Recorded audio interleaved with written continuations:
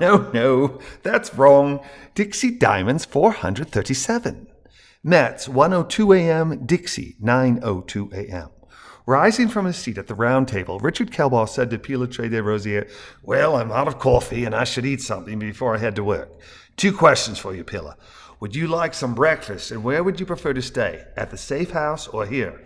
Pilla, likewise rising from his seat, chuckled and said, "Breakfast would be lovely, and I do not wish to impose, so the safe house?" "Oh, please," Richard said, shaking his head and sweeping his arm towards the sliding glass door that led to the lounge. "You're not imposing. If you go to the safe house, you won't be able to speak with R.D. I have plenty of room for both of us, as well as a pair of guards, and I'd feel better with you here than at the safe house. So please, don't in any way think that your staying here would be an imposition." Smiling and shaking his head, Pilotre said, "I am not certain that you are being 100% truthful concerning my presence not being an imposition, but I must concede that having access to that is to say, RD is very enticing. So, yes, I would very much appreciate staying with you.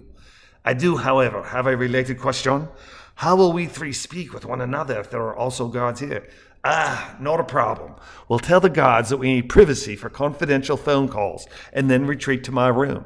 I'm certain that when RD speaks through me, it can alter my voice to sound like a third person on speaker. Correct, RD?" "Why, yes, indeed," Balloony said via Kelbaugh, altering his voice so he sounded like a U.S. Deep South belle.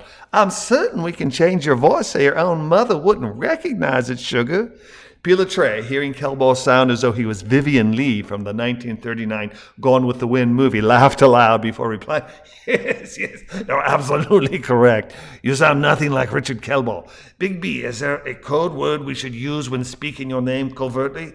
Obviously, we should train ourselves to not say Balloony or Big B." "May I suggest Peggy Henry?" Balloony said through Kelbaugh. Certainly. Kelbaugh, any particular reason?"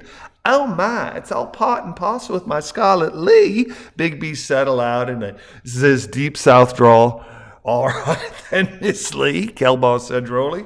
"So you're fine staying here, Pilla?" Yes, he replied, nodding and smiling, "so long as my staying here does not make me more of a burden than an asset." "No worries.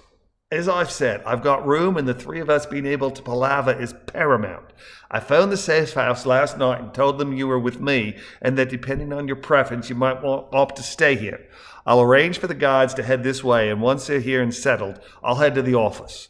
In the meantime, the 3 of us should make wise use of our time, and we humans should practice calling our friend RD and calling it just that, it. No offense meant, RD. "And none taken," Bigby replied in his Scarlet O'Hara.